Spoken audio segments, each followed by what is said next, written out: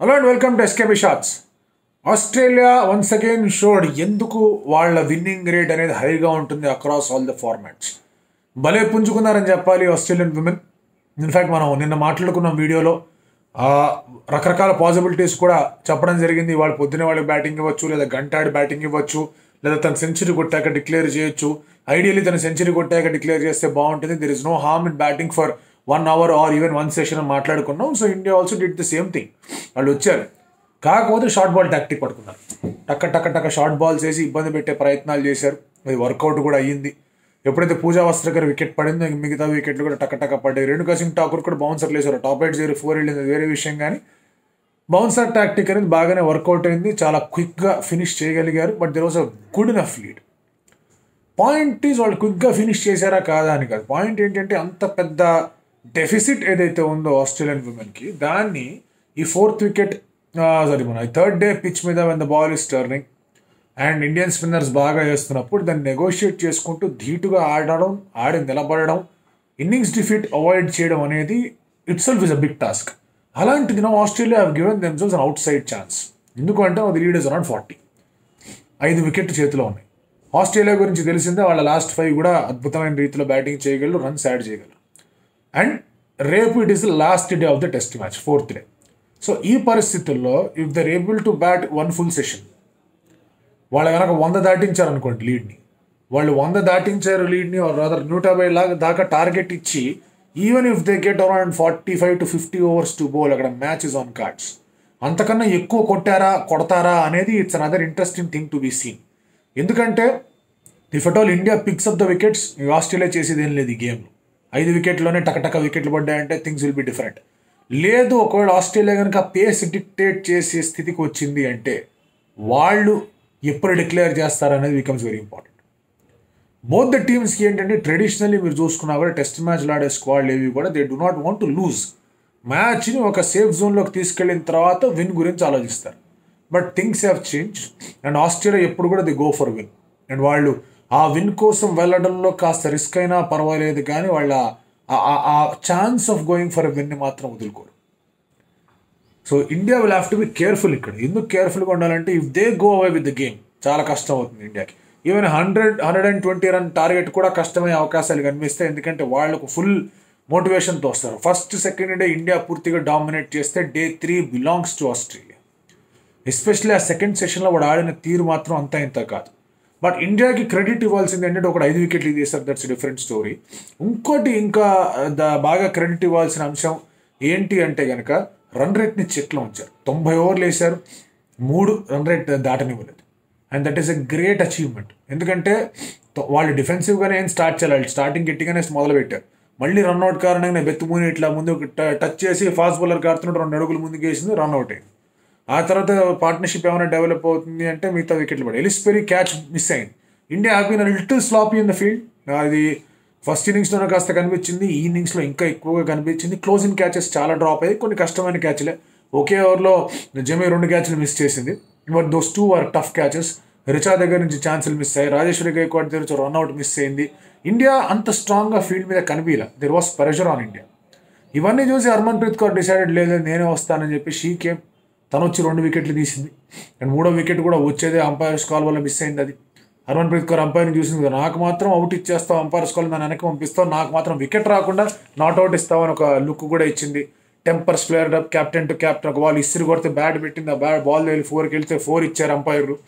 అప్స్టట్ in the fielder కదా అంది, తను అక్కడే తన ప్లేస్లో నుంచి నువ్వు బాల్ వేస్తే ఎట్లా అని చెప్పేసి హర్మన్ప్రీత్ కౌర్నే మందలించారు. ఆ తర్వాత మళ్ళీ బాల్ వేస్తే స్వీప్ షాట్ ఆడబోయింది, అవుట్. అక్కడ కూడా స్పైక్ ఏదో వచ్చిందన్నారు. బట్ ఆ స్పైక్ వచ్చినప్పుడు బాల్కి బ్యాట్కి డిఫరెన్స్ ఉంది. 2 వ్యూస్ చూడాలి, ఫ్రంట్ వ్యూ చూడాలి, సైడ్ వ్యూ కూడా చూడాలి. క్లియర్గా సైడ్ వ్యూ చూస్తున్నప్పుడు బాల్కి బ్యాట్కి ఎటువంటి టచ్ కానీ కాంటాక్ట్ కానీ లేదు. ఫ్రంట్ వ్యూలో అలా అనిపించుండొచ్చు, బట్ సైడ్ వ్యూలో మాత్రం లేదు. అందుకే అక్కడ అవుట్గా ఇవ్వడం జరిగింది. Harman did really well as a bowler. Harmanpreet Kaur in fact 2014లో మైసూర్లో జరిగిన టెస్ట్ మ్యాచ్ సౌత్ ఆఫ్రికా అగేన్స్ట్గా 9 వికెట్లు తీసింది, 2 మ్యాచ్లు కలిపి. అండ్ ఇవాళ 2 వికెట్లు తీసింది. టెస్ట్ మ్యాచెస్లో హర్మన్ బ్యాటర్ కన్నా కూడా బౌలర్గా ఎక్కువ కాంట్రిబ్యూషన్స్ ఇచ్చిందని చెప్పుకోవడంలో డౌట్ లేదు. అఫ్కోర్స్ నేను ఆడిన 4 టెస్ట్ మ్యాచ్లు, దట్స్ ఎ డిఫరెంట్ స్టోరీ.